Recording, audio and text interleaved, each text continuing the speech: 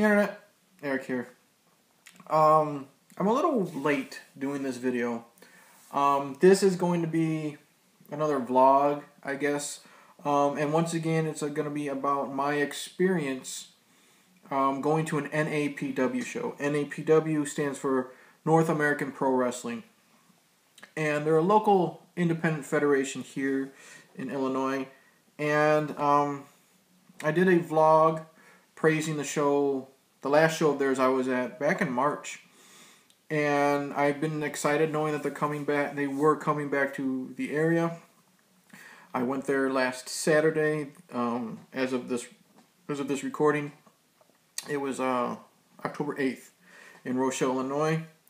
And first off, let me just say once again, it was a fantastic show. I had so much fun. These guys here, they know how to entertain. And that's what that's what I like about indie feds.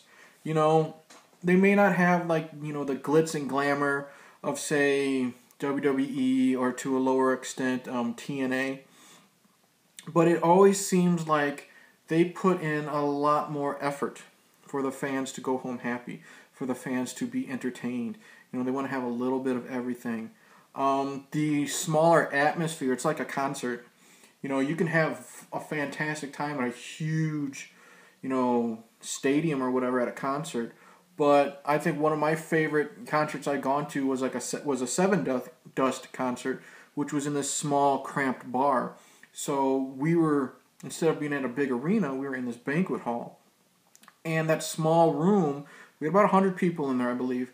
It made it feel more real, more fun, more personal, I guess.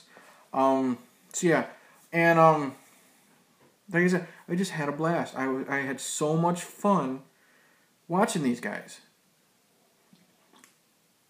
And what I'll do is, like last time, I'll go, my likes, talk about how much fun I had, why I had fun, characters, and all that stuff. Somewhat getting to know the storylines now, what's going on, because I was at, some 2 previous shows, so I know who's got what title and what have you.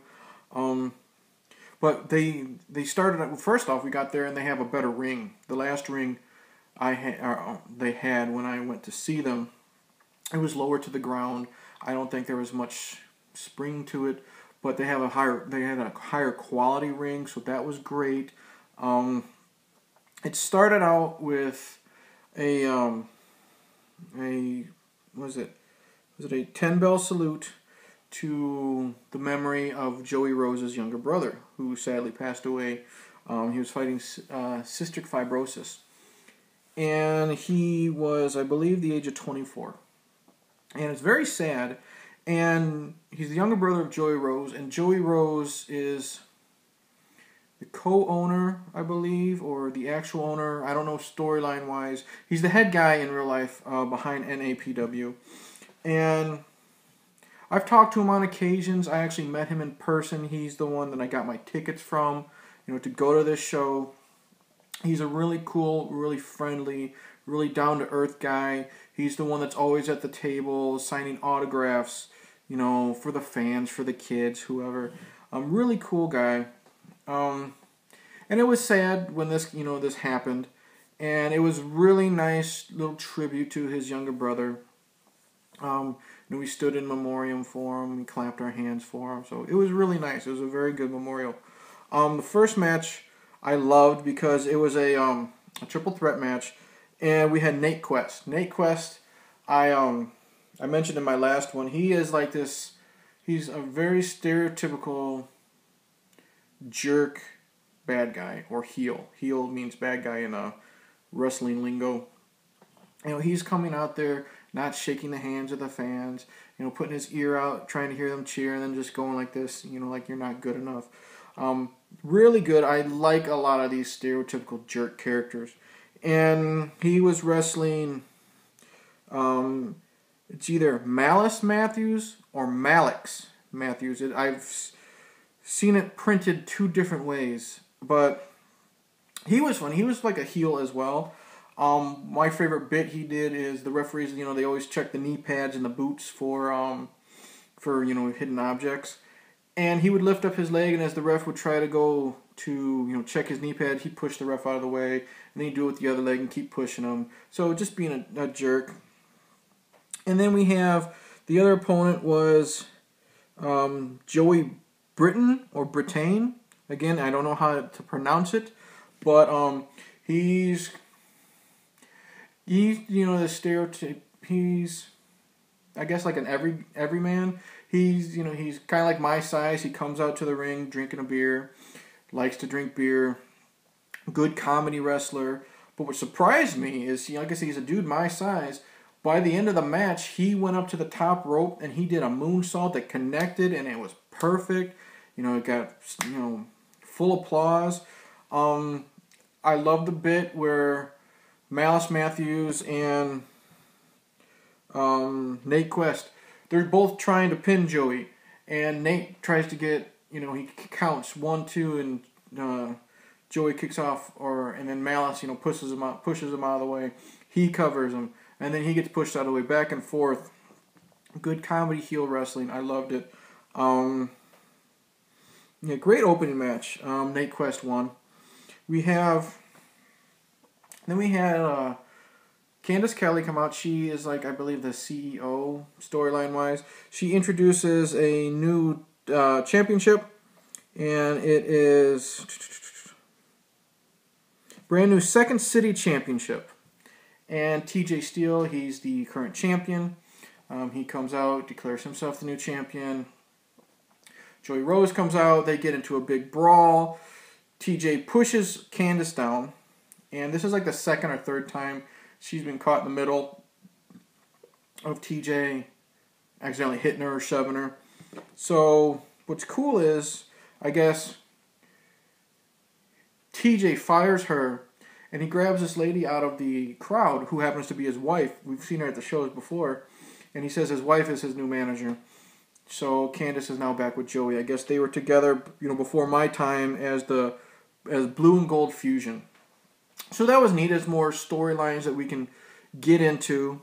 And, it helped tell the story of what was going to happen later on in the night, because TJ and Joey were going to fight, in the main event. We have, let's see here. After that, we had Woody McGuire. He's regular wrestler, long tights, came up in the sweatpants, nothing flashy. And he wrestled one of my favorite characters of the night, Braun the Lumberjack. I mentioned in my last NAPW video, I love these goofy characters. I've seen Ricky the Janitor.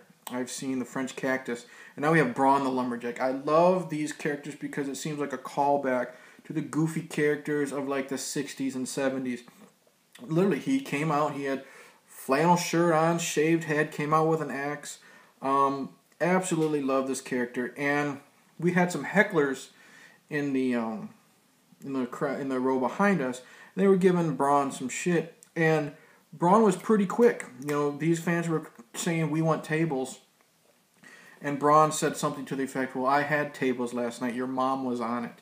And then for the rest of the match, he was calling that guy that was taunting him son, because basically it's "Who's your daddy?" So that was cool. That was funny. Great character. Great heel persona to trash talk the fans. Decent match. Woody got the win. And then the first match, I don't remember if I said Nate Quest got the win. Next we have the match of the night. And it's, we get Jack Carpenter. And Jack Carpenter, I don't know if he is a heel or if he's a babyface. Babyface means, the good guys. Because the fans would always taunt him, call him Bob the Builder, because he used to come out with, a construction hat and stuff like that. But here, he was getting cheers. He was being sportsmanlike. So I don't know if he's one of these characters that go back and forth. And he was challenging Anthony Anatelli for the Illinois State Championship. And Anthony is a stereotypical babyface, high flyer, technical. And we got a lot. This was definitely, like I said, the match of the night. So many near falls, high flying, technical stuff. And this match was so good, there was plenty of this is awesome chants. And like I said, that's what's great is even though these indie wrestlers are only performing in front of like maybe 100 people, a lot of them, there were a lot of kids there, but 100 fans, they still gave 110%, and they put on a fantastic match. I honestly couldn't tell which way this match was going to go because it was fantastic. Like I said, so many near falls.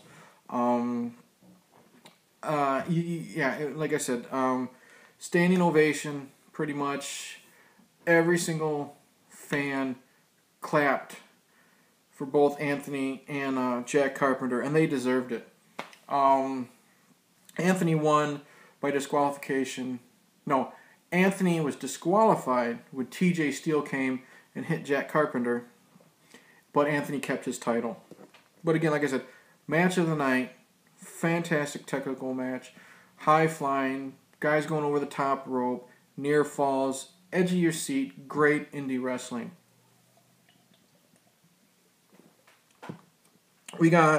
After that, we got DOJ. And DOJ I mentioned him in the previous video. DOJ used to come out with the Walking Boss. DOJ stands for Department of Justice. And he would come out with the Walking Boss. The Walking Boss is like his security guard. And what was cool is NAPW is now starting to put vignettes up on their Facebook page. And recently, DOJ fired the Walking Boss. And what was cool is the Walking Boss was now at the vendor's table with like a vending box selling chips and hot dogs and stuff like that. It was really, really funny. He would, he's out there telling people that, buy his stuff. And Walking Boss telling people buy his hot dogs. He needs the money, blah, blah, blah. And DOJ ended up wrestling a handicap match against the Hillbillies, Jay Cross and Backwoods Brown. Now, Jay Cross, again, he was at the last Rochelle show. I like this dude a lot. He's this big dude, comes out with a bull rope. He was the one that wrestled Joey Rose in that no DQ match I talked about that went all over the damn room. Well, this was a decent match. I liked it. DOJ basically got double teamed. He got a good amount of offense in. He's good at playing to the crowds. He was able to separate the Hillbillies and focus on beating up on one while the other one's outside. And what's great is, to keep the storyline going, Walking Boss makes his way down to the ringside, and he's got his vendor's tray. Of course, you know that freaking thing's going to get used. Eventually it does, and it says the Hillbillies defeated DOJ because DOJ used the vending tray in the match. But what sucked is, eventually that got handed back to DOJ. He was DDT'd on it. He was hit with it, and his head went through the actual vending tray. It was cool. After Jay Cross did that, he stuck his hand through the hole so you could see how that thing busted through. Playing through the crowds, great heels. We're going to put DOJ through a table. Walking Boss comes out with his stick, chases him off. DOJ and Walking Boss back together. Great storyline. They challenged them to a tag match at their next show, which is happening in a couple weeks. So again, pumped up the crowd. Great ending. We had that little bit of a hardcore style with the tray going on over DOJ's head. Fun time. And finally, we get our main event. Our main event is TJ Steele, and he's the champion, and his new manager is his wife Lexi. I guess that's what they called her, or what she was going by. And Joey Rose came out with Candice Kelley, and it's called a Four Corners Trick or Treat match. And what that is in each corner of the ring, there's a briefcase hanging from a pole. I guess you open the briefcase, whatever's inside you can use. And this was a fun match. Again, it was great seeing Joey Rose come out, and like I said, he's such a great guy in general. You know, he's slapping the hands. Whenever he saw a little kid, he would crouch down and shake their hand and talk to them. So real personal, real great. This was a fun match, and couple of briefcases were opened. One just had a kid's toy in it, and TJ Steele threw it to the crowd, and a little girl got it. So that was kind of a cool thing. And what I was waiting to happen for the entire match, or the entire night actually, Joey pulls down a briefcase, and he opens up the briefcase, and inside is like a cloth mask. If you've ever seen Batman Begins, what the Scarecrow wears, and that is signifying Machine. And I was waiting all night when I knew that Machine was going to be here, and I'll tell you why. I first saw Machine at the first NAPW show I've been to, and I did do a vlog for that one. He's this big, tattooed, scary-looking guy. He comes out to, well, Joey Rose grabs, the mask or whatever, the sack, and you hear Ace of Spades by Motorhead play. So we know someone's coming out, and like I said, I know it's Machine because I'd seen him before. And Machine comes out. He's this big, scary-looking dude. Has the Scarecrow, the cloth mask over himself. He's from fucking Haddonfield, Illinois, which is that cool horror movie reference. He comes out, and he's just standing there staring at the crowd. And he did it the first time I saw it. He's got this little mouthpiece that he spits or water out onto the ground. Takes off his mask. He's painted up, looking very scary, very intimidating. Gets in to help Joey beat up TJ Steele. Turns on Joey Steele. Because for I guess from what I've learned and read about online, Machine's a heel. So why would he team up with Joey Steele? But what's great is, another thing I was waiting for, TJ Steele climbs up to get the final briefcase, opens it up, and it's an orange mask with face paint. That signifies Grin. And Grin I did mention in our in the last video I talked about NAPW. Grin was this crazy, psychotic wrestler who I absolutely loved. And again, I've been waiting all night for him to come out. And on the indie scene, he and Machine have been having this long-going feud. So I knew right away they were going to get in each other's face. And Disturbed's enemy plays, Grin comes down, get in the ring. Him and Machine start going at it. They take turns beating up on TJ Steele and Joey Rose. Eventually they brawl outside the ring in front of me and my friends. Grin takes, one of the briefcases and smashes Machine in the head with it, and that thing was pretty fucking loud. It was great. I mean, literally they're like 3 feet in front of us. They brawl to the back, and then Lexi, I said, who is the manager wife of TJ Steele, throws a chain in the ring, and Joey catches it instead of TJ. They're fighting over it, and in comes good boy Anthony Anatelli, and I want to make sure I pronounce his name right. Yeah, Anthony Anatelli accidentally leaps off the top rope, splashes onto Joey, inadvertently helps TJ Steele to win the match. But we find out it's a classic heel change. Anthony has now joined up with TJ Steele, basically spitting in the face of all of his fans. Anthony Anatelli is other than Joey Rose, was probably the most popular wrestler in NAPW. So you can kind of see his frustration, maybe a possible heel turn in his match with Jack Carpenter. Like, I thought he was going to turn heel against Carpenter, but you could see it happening. And it's a cool way to change his character. He's gone from this, pretty boy, Boy Scout, do what's right character, and he's gone with the money. He's with TJ Steele, and it's great. It's great because they're going to further his character, further this ongoing storyline. And all in all, like I said, another fun time at NAPW. These guys put in 110%. And I wanted to make this video again to help get the name out because they're growing. They actually have another show. This is like 2 this month on the 23rd. And I think they're coming back in either November or December. So the names are getting out. You know, they're having more shows happen, and it's great. And that's what I want to say. I always want to say, support your local wrestling, the indie feds, because you never know. Both Joey and Cadence Kelley. I don't know if I called her Candice Kelley earlier, but it's Cadence Kelley.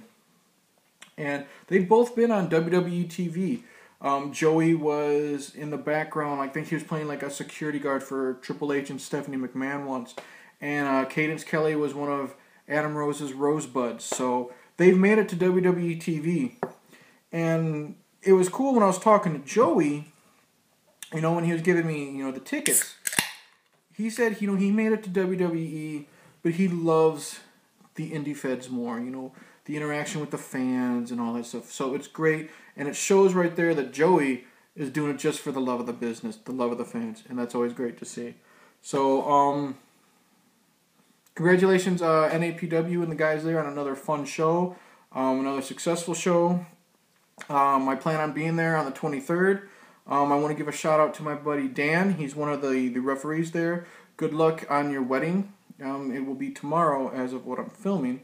But good luck anyway, bud. I hope everything goes right for you. I'm sure it will. And once again, yeah, support your local independent wrestling feds if you don't have any. Cheers. And I'll see you at the matches. Hey Internet, if you're hopefully still watching this end of the video, I initially cut my video off for this video you're watching here of NAPW a little too early. I wanted to also give a shout out to the ring announcer. Found him on Facebook, and the name he goes by is Sutton, S-U-T-T-O-N, Impact. And the reason why I want to talk about this guy is I talked about how the indie feds seem like they put more effort into entertaining the fans, and Sutton Impact as the ring announcer also deserves a butt ton of credit because he was great getting the fans cheering, getting them to cheer for the good guys, getting them to boo the bad guys.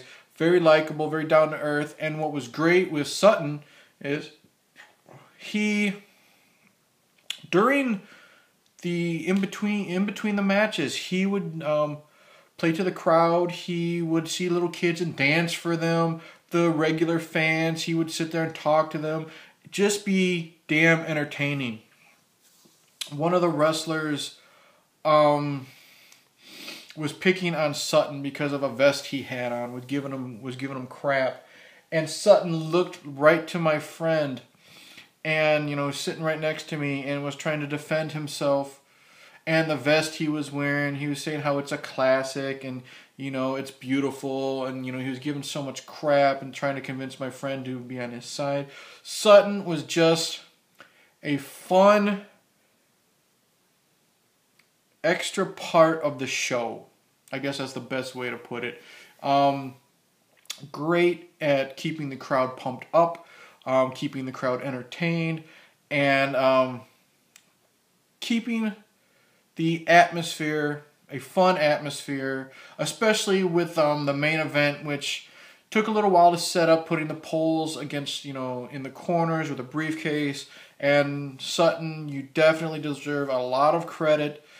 Even though you're a ring announcer, it doesn't matter. You deserve a lot of credit entertaining the fans and keeping the fun going. So I apologize for initially forgetting to mention you in the first part of the video, but I had to create this second part, and I'll splice them together so it'll be all one video. But you definitely deserve a lot of credit. So thank you, sir, for keeping it entertaining in between the matches. So once again, for you, Sutton Impact, I will give you your own cheers. And NAPW, October 23rd, Genoa Kingston High School. I will be there. See you at the matches.